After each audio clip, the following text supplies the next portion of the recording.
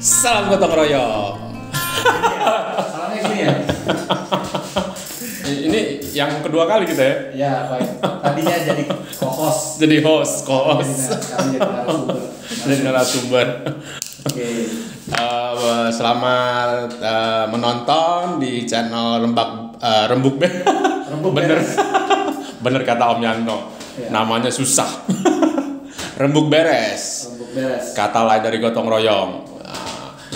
Ini saya host hari ini, pagi ini, pagi mulu kita ya. Ya, harus pagi, biar segar. Padahal Kalau pagi. sore nanti bawaannya nggak segar. Saya Muktidai dan narasumber pagi ini Irwindai. Kebetulan nih sama nih. Sama, kita penduduk WA Group Haji Ambodai. nyari narasumber yang deket dulu. Yang nggak jauh-jauh dulu ya. Tapi walaupun keluarga kita tahu ininya harus Om Irwin ini harus menceritakan pengalaman beliau ini sebagai juri Ya. internasional. Nasional dan internasional. Kalau internasional ya pasti nasional dong, nggak mungkin langsung jadi internasional. Untuk ini ya bidang IT, anak-anak muda. Kita bicara anak-anak muda dulu ya. Jadi yang juri kompetisi ICT. ICT. Jadi agak unik adalah pengalaman saya menjadi juri itu dimulai dengan juri internasional. Belum nasional malah ya. Belum nasional. Oh. Jadi kesempatan itu datang ketika ditawari menjadi juri sebuah event di Asia Pasifik. Asia Pasifik bukan Asia Tenggara itu ya, langsung Asia Pasifik. Jepang berarti. Korea. Cina. Pakistan. Ngeri kali. Thailand. Hong Kong, Australia. India enggak ya? India ya enggak. Enggak. India udah jago-jago ICT. Dia merasa nggak perlu ikutan. Karena CEO di Amerika orang India semua. India semua. Nganggap kompetisi walaupun Asia Pasifik belum nggak level mereka kali ya. Takutnya mungkin menang gitu. Takut menang. Iya, takut menang. Berarti sebenarnya rendah hati ya mereka ya. Jadi tahu diri. Kompetisi ini sudah berjalan kurang mungkin kalau nggak salah udah 20 tahunan. 20 tahun. 20 tahunan. Ya, saya berkesempatan itu saya lupa 2000 berapa ya? 2014 apa 2015? 2014. Dan udah berapa kali? Itu terus menerus. Total sampai hari ini udah 5 kali. 5 kali. Sebentar lagi 6, yang ke-6. Kayaknya begitu. Mudah-mudahan aplikasi saya diterima. Pengalaman jadi juri internasional kan sebagai ini dong pengukur gitulah ya, kita mengukur memang akhirnya begini. Mengukur anak-anak nih. Ketika kita menjadi juri tergantung kategorinya ya. Kan kategorinya ini agak lebar dari kategori yang tertiary yang anak-anak SD, ICT. ICT. Anak Indonesia berangkat? Ada. SD? Belum pernah. Tapi SMP? yang level SMP ada. Pernah. Ya. SMP, SMA pernah. Yang paling sering ikut sih kampus. Tapi perusahaan juga sering. Jadi ada perusahaan-perusahaan Indonesia yang ya pengen melombakan produk. Perusahaan baru kali ya? Ada juga yang sudah cukup. Sudah cukup lama. Ada cukup lama. Ada yang pernah juara malah. Pernah juara. Tapi kalau kita lihat lagi pengalaman sebagai juri ya. Kalau yang saya rasakan itu adalah kita mampu melihat bagaimana sih kemampuan negara-negara selain. Kelebihan sebagai juri bisa. Kelebihan sebagai juri bahwa kita bisa akhirnya menilai melihat progres negara lain itu seperti apa, sudah sampai mana. Di situ kita akan lihat bagaimana majunya Taiwan ya misalnya. Oh iya, industri chipnya ya. Ya, Taiwan itu maju banget. Cina sebenarnya kalau dari sisi inovasi, kalau saya lihat sih ya Taiwan luar biasa. Inovasinya ya. Inovasi. Tapi kalau sisi produksi, industrinya Cina. Software ini menarik karena pada software ini kalau kita bicara software agak merata nih. Merata. Okay. Sebenarnya di luar India ya. Yeah. India kita tahu lah. Software ini agak merata sih kemampuan. Baik Singapura, Malaysia, Indonesia. Kagak ada yang ini, tidak ada yang benar excellent di atas yang lain ya. Gitu. Jadi, makanya India agak-agak jumawa dikit ya, karena udah tahu nih Asia Pasifik selain mereka. Tapi ada yang saya perhatikan dari negara-negara yang selama ini kita anggap agak terbelakang. Agak terbelakang. Saya beri contoh Bangladesh. Kan ya kan gitu ya. Bangladesh. Saya jangan ke Bangladesh waktu itu jadi juri. Ya, saya merasa kayak Indonesia mundur 30 tahun lah. Bangladesh lebih hebat. Tapi kita bicara soal program mereka, target mereka. Mereka itu ada target. Punya dari target. Industri IT-nya. Mereka itu punya target. Tahun sekian harus ekspor sekian juta dolar. Tunggu. Arti gini, Indonesia dibandingkan oleh Bangladesh sudah ketinggalan dari sisi bahwa mereka itu 30 tahun. Bangladesh kalau dia dilihat dari kemajuan negaranya, ekonomi, kemajuan pendidikan, kesehatan mungkin. Iya, di belakang 30 tahun. Kita ya. Dia dari tahun 90-an. Iya, kita kayak ya waktu itu saya jalan-jalan ke pusat kotanya, lihat toko-toko di sana, lihat ekonomi. Wah, ini saya kayak jalan-jalan Indonesia waktu masa kecil nih. Masih kecil-kecil loh. Tapi seperti itu. Tapi ICT-nya kita bicara dunia ICT, maka mereka itu punya target jelas. Bagaimana mereka akan mendidik SDM-nya. Apa yang mereka konsentrasi, terutama software. Software. Ya. Mereka tidak mau konsentrasi yang lain. Mereka konsentrasi di software. Perangkat lunak. Dan mereka target dalam 5 tahun target kami adalah ekspor software, aplikasi software sekian juta dolar. Iya. Ini yang nggak pernah kita.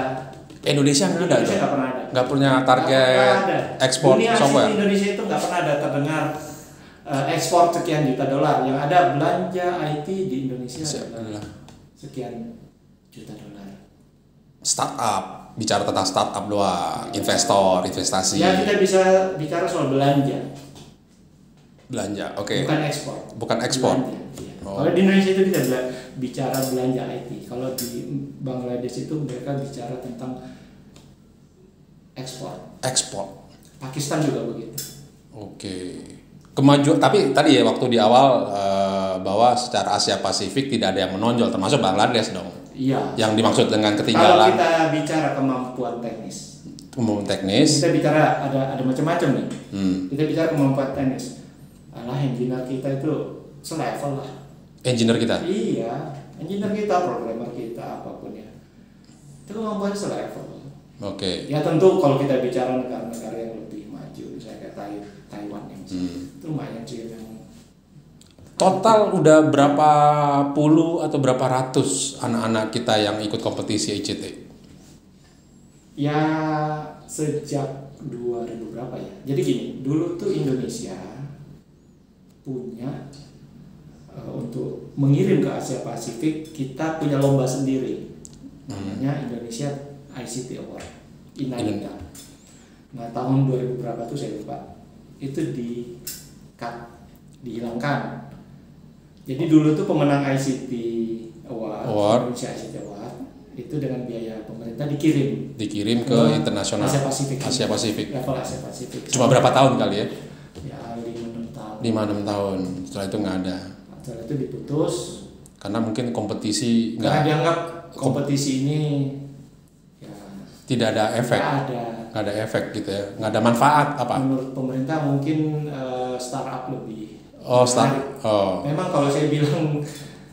Tapi memang dari pemenang lomba itu nggak ada yang jadi startup. Ada juga sih sebenarnya. Ada yang jalan. Lah yang ikut kompetisi di internasional ada yang jadi startup nggak? Jadi kategori ini kan macam-macam. Oke, kategori. Misalnya kalau kita bicara kategori mahasiswa. Tentu levelnya yang dipertandingkan. Oke, dikompetisikan level manusia, antar manusia ya, mahasiswa. Dari Indonesia misalnya yang rajin tuh ngirim tiap tahun dari STT Telkom.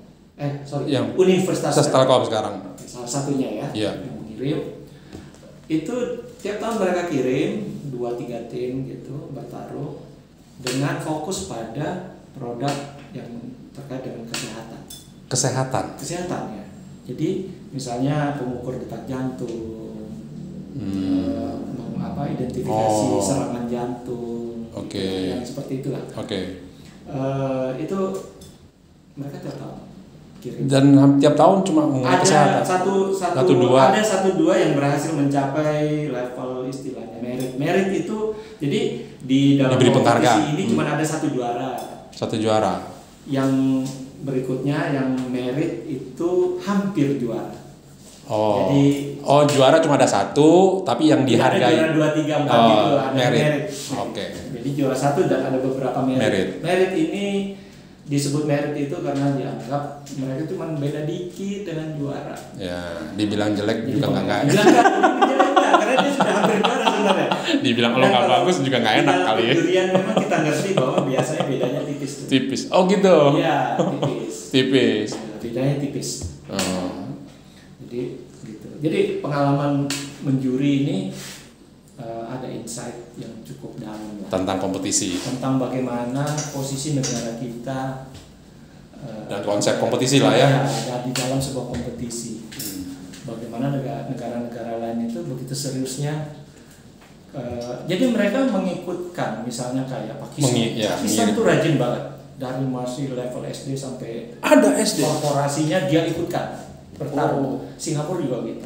Dari level tertiary yang SD ini sampai korporasi ikut bikin produk lah ya. Bikin produk, menang kalah ya udahlah ya. Yang penting di mereka ada produk. Iya. Apakah pasti berhasil? Enggak juga. Kan dari yang menang-menang itu belum tentu berhasil semua. Tapi kan di situ ada peluang, memperbesar peluang untuk sebuah produk sukses. Karena ketika misalnya dia bertemu itu kan ada networking. Saya ketemu dengan orang Bangladesh, ngobrol, tanya produknya apa. Tiba-tiba kemudian saya pikir, saya beli juga nih produknya. Kamu bisa datang nggak ke Jakarta besok? Mungkin bulan depan kita ngobrol deh. Seperti itu. Terjadi sebaliknya juga. Investasi di jaringan. Iya, kita jadinya punya networking. Nah ini yang kita itu kurang sadari bahwa bertarung itu jangan di negara kita aja. Kita kan selama ini kan Indonesia itu adalah orang-orang itu yang Indonesia aja nggak habis, ya kan selalu gitu kan, seolah kalau pertarungan itu di negara kita cukup. Itu tapi yang terjadi kan orang luar masuk ke sini semua. Habis kita juga sama orang luar. Kenapa kita nggak balik, kita yang keluar juga? Dengan produk-produk kita. Mental eksplorasinya nggak ada. Iya, mental keluar itu yang kurang kalau menurut saya ya. Sementara orang luar itu, jadi contoh nih kalau di setiap acara lomba Asia Pasifik itu ada yang namanya Hong Kong Night. Hong Kong Night. Iya. Itu pemerintah. Walaupun di mana pun acara berlangsung selalu ada Hong Kong Night. Maksudnya? Itu adalah sebuah malam yang disponsori oleh Hong Kong untuk mempromosikan produk-produknya. Mereka. Hong Kong. Kita bicara produk Hong Kong. Setiap ICT itu jumlah pesertanya ada berapa yang ngumpul? Banyak sih. Ratusan. Iya. Jadi mereka cuma Hong Kong mempromosikan sebenarnya cuma masarin ke beberapa ratus orang, tapi mereka berani ya? Berani. Dia itu pemerintahnya. Dia memperlihatkan keunggulan produknya. Kan sebenarnya pada dasarnya kita nggak tahu kan sebenarnya siapa yang datang. Bisa jadi yang datang adalah seorang petinggi perusahaan, bisa jadi yang datang seorang pejabat. Tapi asalkan rutin. Dan itu kan rutin. Asalkan rutin. Ini nanti ada Hong Kong Night nih. Iya, pasti. Nanti gue pengen masuk ke pasar Hong Kong, gitu kan. Kalau kita bikin Indonesianya di acara itu, bisa juga sebenarnya. Gue pengen masuk ke pasar Indonesia nih, karena ada Indonesian Night. Gitu. Jadi dia ada Hong Kong Night. Negara lain ya memanfaatkan Hong Kong Night juga. untuk ketemu. Iya, investasi di jaringan ya, juga. Investasi. Tapi sebenarnya promote juga ya. Iya. Cuma di dunia online. Tapi ini semua udah tahu. Ya. Begitu kita bilang online, oh iya memang. Tapi tuan rumahnya tetap Hong Kong. Ya, tuan rumah tetap Hong Kong. Tapi kita jualan nggak apa-apa. Yang dipamerin tetap Hong Kong. Tapi kalau misalnya ada yang dari Jakarta pengen bilang aja sama orang Hong Kong. Misalnya ada. Saya mau pasang dong ini. Bisa. Bayar ya. Bisa. Misalnya ada produk software di Hong Kong, terus orang Indonesia bilang gua ada yang lebih bagus, boleh nggak sih? Iya, banyak. Gue punya lebih bagus, nggak sopan. Nggak sopan gitu. Di negara orang itu rumah orang. Orang gitu ya. Aneh.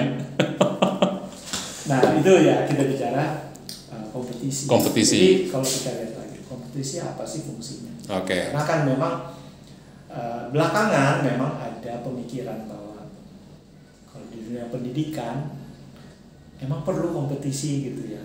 Kan dulu kita kenal ya ranking 1, ranking 2, ranking 3. Sekarang kan seolah-olah ranking itu nggak penting. Dan memang dalam faktanya memang ranking itu tidak menunjukkan keberhasilan sih. Ya.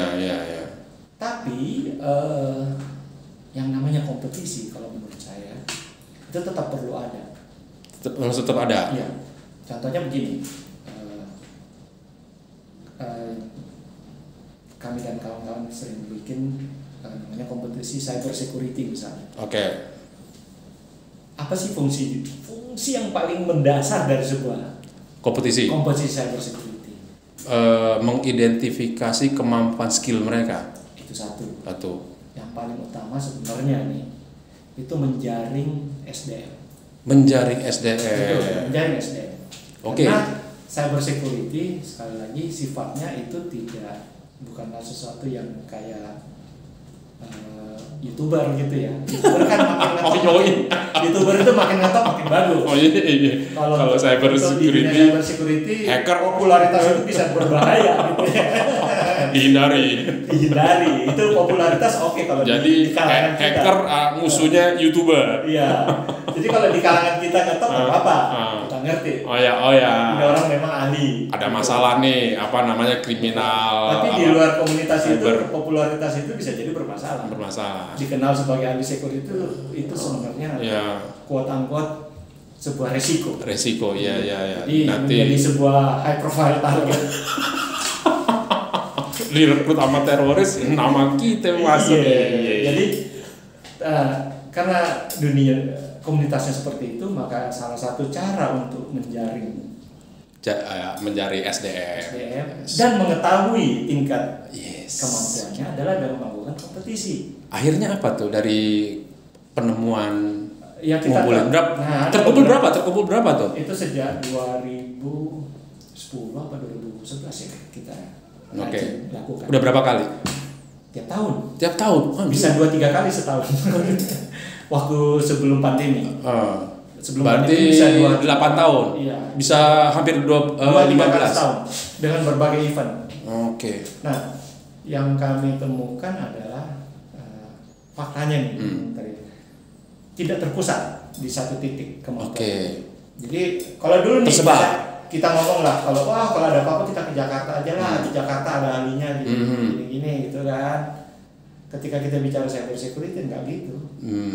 Ahlinya bisa dari mana aja di seluruh Indonesia. Bisa di Ambon. Bisa muncul dari Kupang, dari Makassar, dari ujung Kalimantan, Aceh. Itu nggak ada ini lagi. Kalau ditanya yang hebat, takut juga mereka yang hebat gitu ya. Jadi mana dari Jakarta jarang loh. Jakarta jarang. Banyakan jadi YouTuber mungkin. Pakai jadi YouTuber. Nah ini kalau analisa saya salah satunya adalah berkah dari internet. Internet ini kan memungkinkan demokratisasi keilmuan. Teknologi. Jadi kita mengakses ilmu lebih itu bebas. Lebih bebas. Ya. Tidak lagi terkurung pada kita harus pergi belajar ke sebuah kampus yang lokasinya di Jakarta atau Bandung. Seseorang yang punya akses ke internet dan memang berniat untuk belajar Bisa belajar sendiri, ahli sendiri. Bahkan ini maksudnya saya sendiri mengalami di tahun 97 saya ada akses internet dan saya mulai belajar tuh. Belajar sendiri gitu. Dan akhirnya mengetahui ilmu itu jauh sebelum orang lain tahu gitu. Itu bisa lebih awal belajar karena internet. Karena niat. Jadi belajar, jadi kita nyari jalannya. Waktu itu kan memang belum zaman web, belum sosmed, tapi kita ada kita lebih generasi lebih awal lah ya Om Irwin ya. Generasi ahli teknologi 90-an ini yang kita belajar mandiri. Waktu itu saya pengen belajar tentang open source ya. Linux dan kawan-kawannya. Itu ya saya belajar sendiri akhirnya. Karena kampus nggak ada ahlinya. Belum ada nggak kayak sekarang. Dan itu memang bisa dilakukan. Jadi saya punya berdasarkan pengalaman saya itu saya yakin bahwa anak-anak sekarang jika mau, dia akan mampu menyamai keahlian yang manapun ya. Dengan akses yang tersedia sekarang. Kalau mau dimanfaatkan untuk itu. Nah, mengukurnya gimana? Ya kita bikin kompetisi lah. Karena kita kompetisi kecil-kecilan, bikin kompetisi cyber security kecil-kecilan untuk antar kita aja. Buat happy. Siap. Nanti mungkin lebih gede lagi. Jadi niatnya Om Irwin sebagai yang punya pengalaman sebagai juri kompetisi di dunia internasional, harusnya kalau saya ambil kesimpulan harus diperbanyak kompetisi di nasional, baru nanti berangkat ke internasional. Kompetisi kita lakukan tidak harus besar, tapi teratur, rutin, sehingga punya tempat, ada bisa kita menentukan standarisasinya. Kompetisi itu yang menentukan kan standarnya. Kalau tidak dilakukan secara rutin, maka orang misalnya tahun ini nggak menang, tahun depan kayak olimpiade lah pengen ikut kalau ada lagi tahun depan. Tahun depannya nggak ada. Ya hilang lah ini kan. Tapi ketika sebuah kompetisi berjalan rutin dan punya standarisasi yang baik, maka itu pada satu waktu dia akan menjadi tolok ukur dari berbagai hal lah di bidang tersebut. Nah, kalau bicara itu lagi misalnya sekarang nih saya dan kawan-kawan sedang menjadi juri di kompetisi di salah satu kementerian yang berfokus kepada kewirausahaan, tapi levelnya sekolah menengah, di SMK. Nah itu sudah berlangsung 3 tahun. 3 tahun. Rutin. Dan insya Allah itu Kemendikbud berarti. Kemendikbud itu akan dilakukan rutin. Dengan setiap selesai kompetisi kita review, kita kita analisa dan tahun depan kita perbaiki lagi. Bagaimana? Kan gini, ada 2 kompetisi yang dipegang oleh Om Irwin, kompetisi cyber security sama kewirausahaan. Itu kan ngerekrut SDM kan? Merekrut SDM. Dua-duanya gitu kan. Yang sebenarnya itu kan pohon yang ditanam tuh. Kompetisi cyber security, kompetisi kewirausahaan itu kan ibarat pohon ditanam besar terus jadi buah nih. SDM-nya itu siapa yang nikmatin? Mereka lah nanti yang nikmatin. Siapa mereka? Anak-anak ini yang menikmati yang pertama. Yang pertama tentu anak-anak ini. Yang mengikuti kompetisi. Juara nggak juara? Secara internal. Juara nggak juara ya? Juara nggak juara. Karena juara itu sebenarnya adalah sebuah penghargaan aja lah kita sebut. Juara lah, memang dia unggul tapi semangat di balik kompetisi ini yang harus dipupuk, harus disimpan. Juara juara fine. Juara dapat juara toh selesaikan. Nggak habis itu ya udah. Tapi kalau semangatnya ada terus, maka dia akan menuju ke sukses. Kita bicara cyber security. Yang juara-juara kemana tuh? Beda tuh kalau kewirausahaan kan buat diri sendiri. Nah, cyber security kan cyber security ini gunanya nanti mereka akan mantap berkarir di situ. corporate lagi yang ngambil buahnya. Masuk ke korporasi dong. Iya. Pemerintah ngambil buahnya nggak? Belum ke sana ya. Nggak jadi kompetisi cyber security belum dianggap sebagai aset buat mereka ya. Sulit sekali meyakinkan pemerintah bahwa di luar sana itu sebenarnya banyak talenta. Yang bisa kita ambil untuk negara. Ya. Permasalahannya adalah negara ini kan birokrasinya tidak memungkinkan untuk itu. Ya. Saya cerita aja teman-teman yang di bidang security ini berpuluh-puluh tahun di security. Ketika dibikin, jadi mereka ini menggawangi satu lembaga security negara, badan, di bawah kementerian.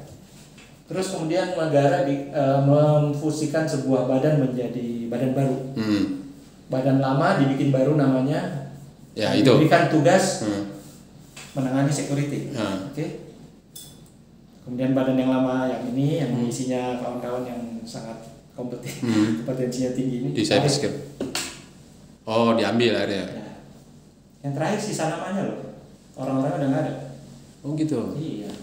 Pada keluar semua. Enggak ini. Nggak ada yang mau tinggal di situ. Oh. Karena nggak dihargain, bukan PNS. Oh gitu. Iya. Itu masalahnya di negara ini. Dia nggak bukan orang. Oh. Karena bukan PNS. Bukan aset. Ya, kalau saya bilang maaf nih agak kasar, saya bilang nggak dianggap orang lo berarti. Karena sudah nggak. Korporat dong ambil. Iya. Sebenarnya biasa, ada yang diragukan lagi. Iya. Orang terkenal secara internasional pun dikenal. Oh. Tapi ketika ditarik birokrasi apa semua gitu nggak bisa. Jadi negara ini nggak bisa membedakan profesionalisme sama birokratis, birokrasi. Jadi orang profesional syukur-syukur kalau kita bisa tarik dengan bayaran segitu gitu loh. Itu kali terbiasa merdeka kali ya. Enggak juga, waktu mereka di sini kan direkrut dari non PNS karena memang yang tersedianya kan itu. Kalau mau cari PNS masih lama lah gitu, masih lama. Ini mungkin badan yang ini mungkin akhirnya bisa juga. Iya, bisa menelurkan setelah menelurkan talent itu. Tapi nggak sedalam singkat itu. Iya, proses. Dan tetap kalau saya bilang sih tidak akan dia seleluasan mereka yang bergerak di luar. Ya. Karena yang di luar itu nggak ada batasan. Kecuali birokrat bisa mengatur silaturahmi baik dengan orang yang di luar. Iya. Ada lagi bedanya. Yang di luar ini mereka itu sejajar. Oh, di sana ada level, ada pangkat. Tingkatan. Ada pangkat, ada jabatan. Nah itu akhirnya memberikan. Ya nggak beda kolam. Oke, siap. Beda konsep. Jadi akhirnya saya bilang sih ya gimana lagi ya memang negara ini seperti itu. Tapi banyak PR ya di dunia ICT kita ya untuk sebagai. Banyak. Oke, artinya kita akan lanjutkan lagi di podcast berikut. Bincang-bincang berikut kita bisa bahas. Oke, siap. Oke. Mungkin sekian dulu, nanti kita akan lanjutkan lagi bersama Om Irwin di dunia ICT.